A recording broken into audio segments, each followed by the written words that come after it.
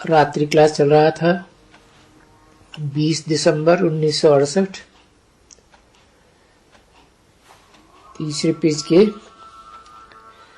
मध्यांत में बात चल रही थी। सारा दिन तुम्हारी बुद्धि ये चलती है किसको धन देवें, अविनाशी ज्ञान रत्नों का। तुम्हारे पास जो भी ज्ञान रतन है जिससे तुम पदम भाग्यशाली बनते हो, उनकी आखानी बैठ करके औरों को सुनाओ। और है तो आख्यानी ना बच्चे, लंबी चौड़ी बड़ी आखानी होती है। इनमें टॉपिक्स तो बहुत ही होते हैं और फिर समझाना भी है कि ये जो कहते हैं, मुख्य बात ये है ना सर्वव्यापी की। इस सर्वव्यापी कहां से आया कि मैं सर्वव्यापी हूं, ये कहां से सुना? पर वो निकलेगा गीता से, है ना। गीता में ये अक्षर है, तो ये गीता में अक्षर तो तुम वो समझाएंगे ना, नहीं? बाबा से पूछा गया, क्या आपने लिखा है क्या?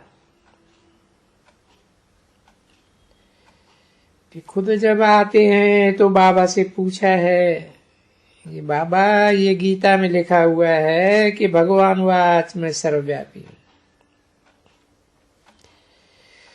तो क्या ये आपने लिखा है? बोला नहीं बच्चे, ये तो भक्ति मार्ग के मनुष्यों का लिखा हुआ है। ये सर्वव्यापी की मत तो मनुष्य मत की है। यह आधा कल्प है मनुष्य मत, और वो मनुष्य मत है ही रावण की मत। तो मनुष्य तो शाकाहारी होते हैं,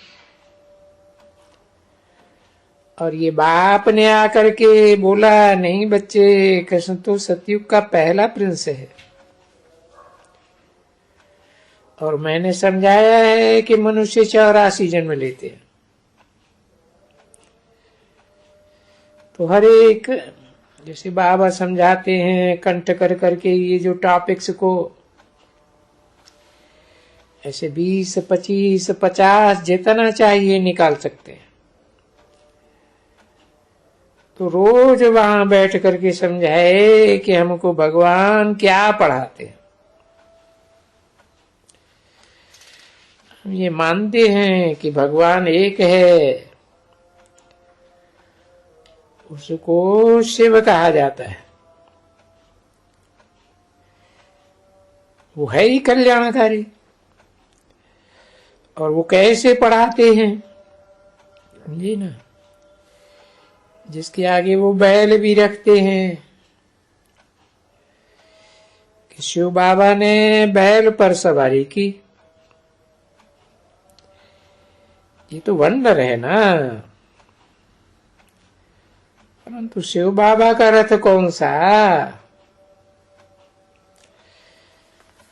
वो रथ तो मशहूर है बच्ची, भागीरथ। वो भाग्यशाली मनुष्य जिसमें बाप की परधरामणि, उसको कहा जाता है भागीरथ, भाग्यशाली रथ। और ये भागीरथ गंगा तो नहीं है ना,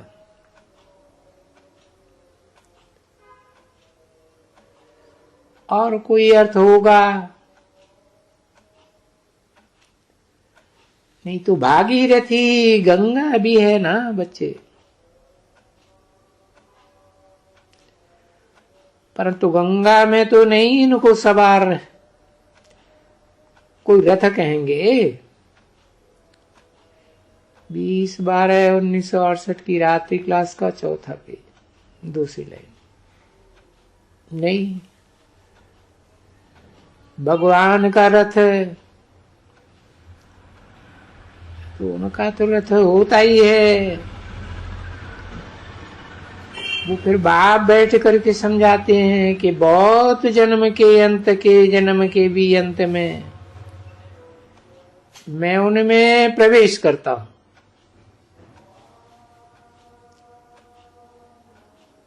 और जो बहुत जन्म के तो हुआ पतित और पराये देश में। अच्छा, मेरे लिए कहते भी हैं दूर देश का रहने वाला, आया देश पराये।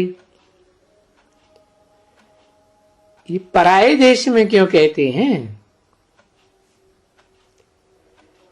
ये देश किसका है? अरे ये 10 सिर वाले रावण का देश है। उनका आधा कल्प राज्य चलता है।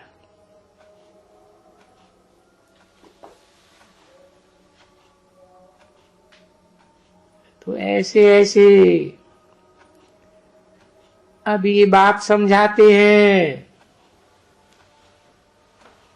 तो समझते तो हो ना। उनको कहते, फिर बाप क्या कहते हैं? पतित तो सभी है। जैसे बापू गांधी जी भी पतित है, कहते थे पतित को पावन करने वाले आओ, पतित पावन आओ।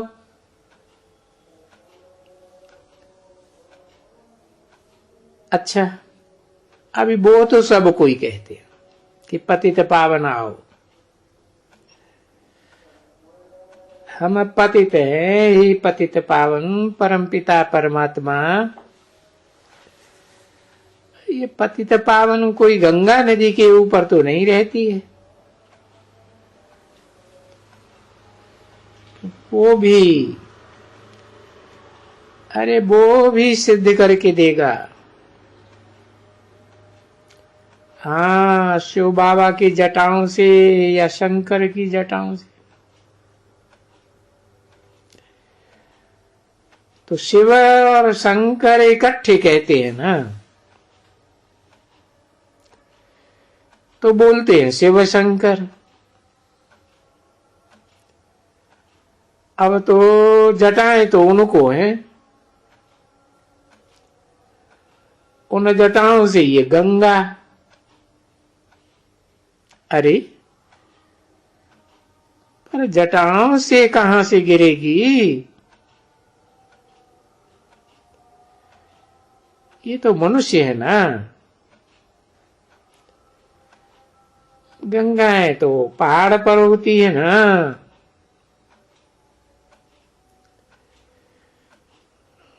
तो वो भी बैठ करके आप ही समझानी होती है कि मनुष्य तो ऐसे कहते हैं और भगवान ऐसे समझाते हैं।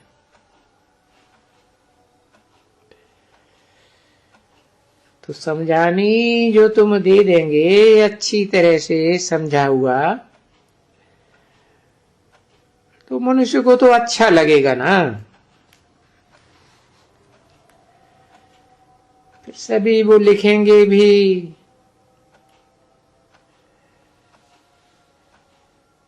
कि हमको भगवान ने ये हेवन वगैरह वगैरह कैसे स्थापन किया। टॉपिक भी तो है ना बच्चे। तो शिव की जयंती मनानी है, तो शिव की जब शिक्षा मिलती है, उनका नाम गाना है ना। गाना है कि बच्चे ऊंचे ते ऊंचा भगवंत और ऊंचे ते ऊंचा बाप भी है। उसको भगवान भी कहते हैं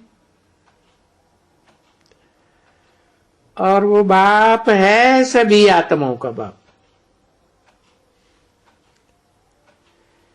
पीछे वो पढ़ाते भी हैं, पढ़ाते हैं क्योंकि वो राजयोग सिखलाते हैं, तो टीचर भी है और वो साथ में ले जाएगा। पतित पावन होगा तो जरूर पावन दुनिया में जाना ही पड़ेगा। पतित, ये जो दुनिया है वो पतित है, उसमें जो देवात्माएं हैं वो पावन। उनका पैर कभी धरनी पर नहीं रखा जाता। ये बात भी शास्त्रों में लिखी हुई है और ये समझ में भी आता है कि देवताएं तो नई दुनिया में सतयुग में होती हैं। देवताएं यहाँ कलाहीन कलयुग में कहां से आवे।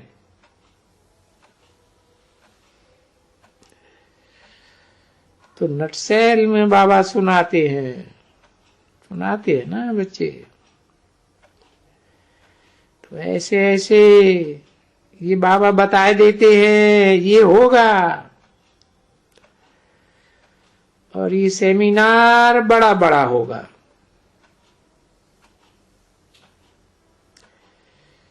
तो विचार सागर मंथन कर करके फिर स्पीकर बनो।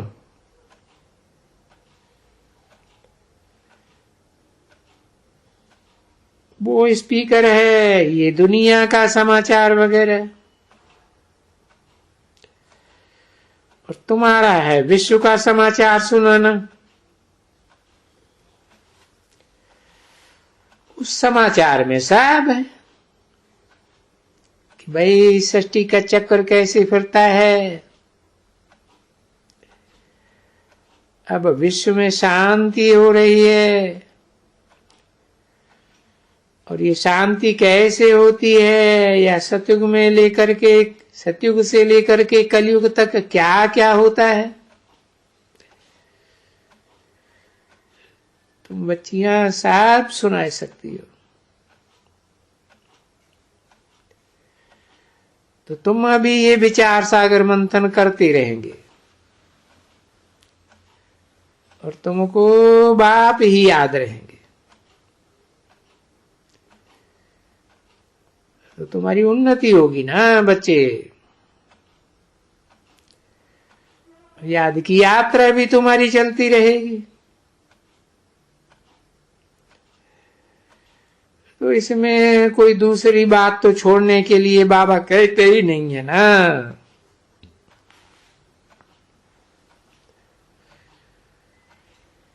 मीठी रूहानी बच्चों प्रति रूहानी बाप दादा का दिलो जान सिख और प्रेम से नंबरवार पुरुषार्थ अनुसार याद प्यार और गुड नाइट। मीठी मीठी सिकी रूहानी बच्चों प्रति रूहानी बाप की नमस्ते। ये बाबा ने सुनाया, और जो बाबा ने सुनाया क्या तुम नहीं सुना सकती हो। ये बाबा तो बहुत पुरानी पुरानी बात सुनाते हैं। तो जिसकी यही लात यही तात, ये सारा दिन वही ख्याल, दूसरा तो कुछ ख्याल आएगा ही नहीं। ओम शांति।